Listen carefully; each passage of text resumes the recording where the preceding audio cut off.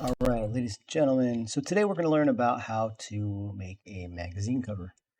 And we're going to start off by creating a new file, go into print, and I like to know what I'm doing in inches. So I'm going to set the units to inches and just go ahead and choose letter. And we'll go ahead and get started with the basic layout. So we have this, and remember this purple line is your margin, and we use it to kind of just as a guideline to know that we don't want to put text and stuff outside of it generally, or images, backgrounds, and those types of things can go past those lines. But for the most part, we want to stay inside our margins for the entire project. So we're going to start off by, let's go ahead and just create a title for our magazine. And I'm going to use a text box here, and I'm going to make it nice and big. And you can see I'm going to stay inside the margin. Now, for a magazine, sometimes you do see them go past the margins. So it's not the end of the world, but it's kind of a personal preference. But for all other text, you definitely want to stay inside.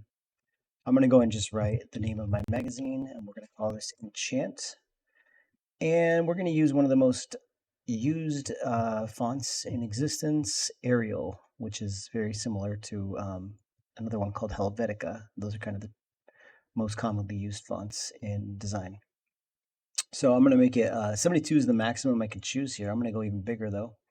And instead of just using regular, I'm going to choose black, and I'm going to go centered, and I'm going to go as big as I can until it disappears. So we'll get to about 98, yeah.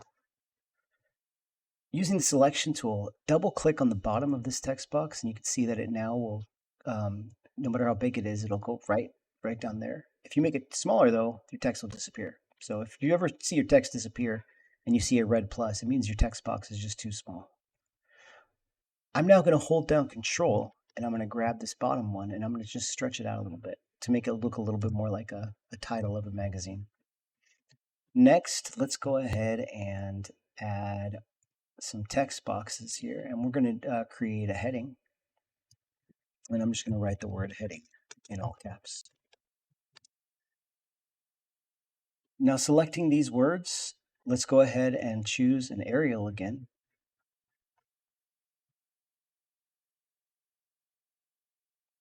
And this time, instead of black, we're going to choose bold. Did I choose black for this one? Yeah.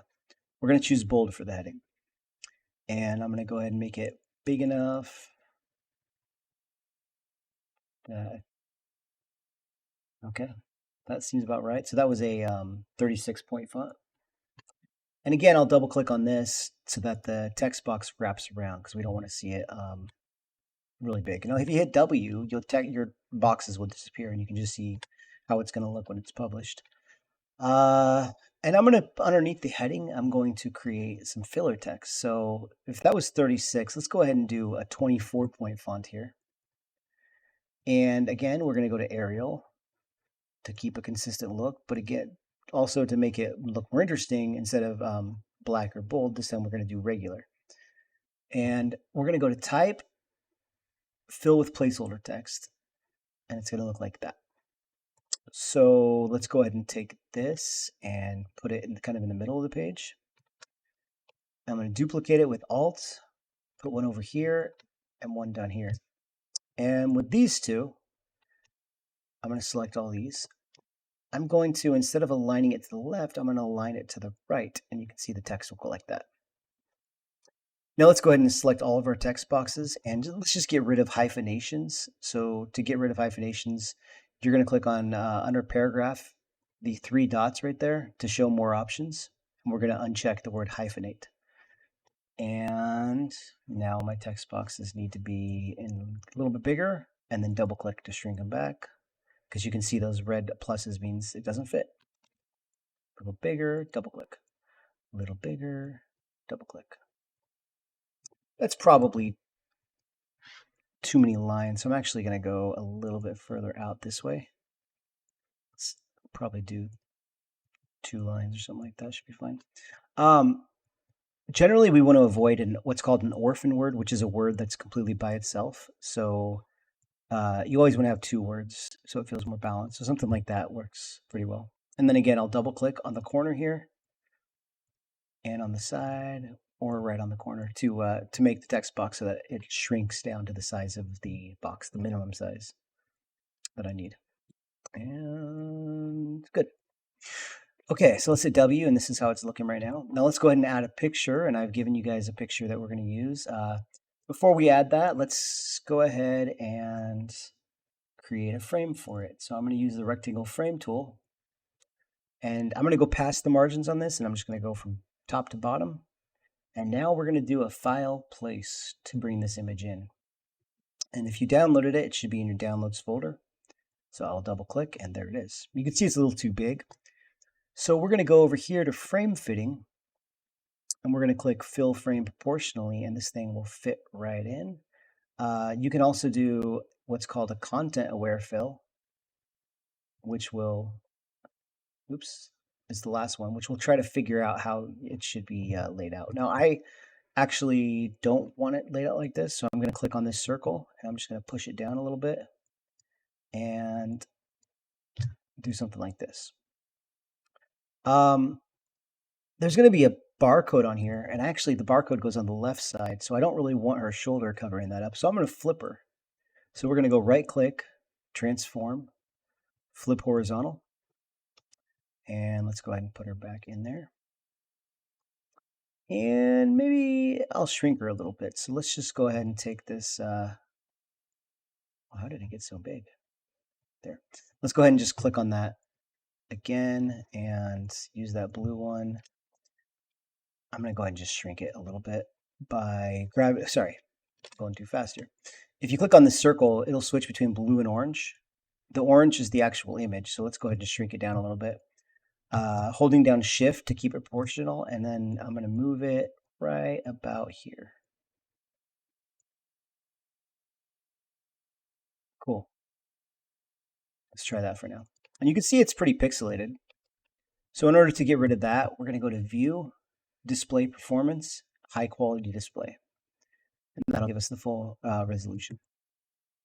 So that's what we're left with. Let's go into our layers. If you don't have your layers out, just go to Window, Layers to pull that up. And we're going to take this layer right here, the girl, and we're going to pull her down. I want to put her above the word enchant, but I want to put her below the other text in the page, so it kind of falls on her like this. And just kind of space it out so it's just on her shoulder, and keep it flush with that margin as well. So that's looking pretty good. And for now, I'm just going to go ahead and lock her. Let's lock the word enchant. We can move other things around as needed. Actually, don't lock enchant. We're going to do something with it. Okay. Finally, let's go ahead and put a background on here. So I'm going to use a rectangle tool. And again, pass my margins from all the way to the edge of the composition to the end. And let's go ahead and fill this in for now just with black and move it down to the very, very bottom. Okay. So the colors. What do we do here? Let's go ahead and create a color theme from our image. So I'm going to unlock girl, click on her, and you'll know it's selected when it has this blue dot next to it. That means that it's selected. And I'm going to use this color theme tool, and I'm going to click right on her. And what it's going to do is it's going to create this. And you can see there's some other options if you want to try some other ones out, but let's make sure it has this this red in it. So we're going to choose the first one, colorful. And we are going to add this theme to our swatches. Now, if you don't see your swatches, just go to Window, Color, Swatches, and we're going to get those to come out right here. And let's use the selection tool, and let's use these colors. So for the background, we're going to use this kind of beige for our, and I'll go ahead and lock the background, so, which is that one. Now for our, oh, that's the girl, I'm going to lock her too. For this text, and if you can't select it, just make sure you lock the girl because she's on top of it. We're going to choose maybe this color. Interesting, interesting. For some reason, it's not selecting for me. What's going on? What is going on? Oh, I see. I guess my rectangle was on the wrong one. Where is my background?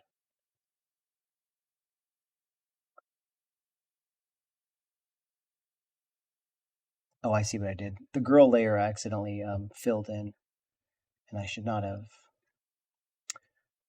So go to the girl layer, make it transparent, lock it, go to your background layer, and remember you'll see it's selected because it has the blue dot, and we're going to choose the beige for that one. There we go. Then I can select this. Let's choose maybe pink. And then for our headings, we could use the dark green, and for the smaller text, we could use the light green. And we're just pulling these colors right out of her dress and her face, and it gives us a nice unified look. So boom, boom, and boom. And let's see how that looks now when we go Shift W. Great. Shift W back. So a little bit of overlap is kind of nice, but just make sure everything's pretty easy to read. So this one right here is pretty tough to read. So I'm going to just go ahead and move her over a little bit. Let's unlock it and move her over just a little bit. That works for me. Okay. Maybe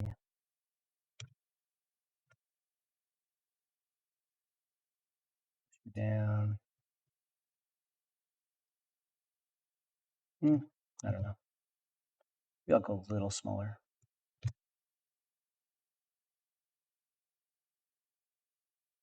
Find that balance. I'm going to cheat it on this one. I'm just going to get rid of those letters. There. Okay, cool. And let's move this one. Let's move her down a little bit. Okay, close enough. Last thing we're going to do is we're going to put the barcode there. So I'm going to start by putting a frame here. And on this frame, I'm going to fill the actual frame white so that when we add our barcode, it's going to have the frame. Actually, I don't know if it's going to stay. Let's just go ahead and place it. File place in the image frame, barcode that you also download. Yeah, I kept the white fill. And then we'll go ahead and fit it. You can use the content aware fit, and it should kind of figure out where it is. If you need to move it, again, click on that circle, and then you can see the actual image, and you can push it down. And if you need to resize your frame, you can do that as well. All right, so this is what we are left with. We just created a magazine cover, and the fonts are kind of boring, but it works and quick and easy. And you guys are going to be designing your own magazines pretty soon and using the same method, but you're going to get a chance to be creative. I want this one to look identical to mine, or maybe even better, but keep the same color schemes and everything like that. And if you want to maybe improve it by adjusting the fonts or spacing or size or something like that, you can do that. All right, thanks guys. Good luck.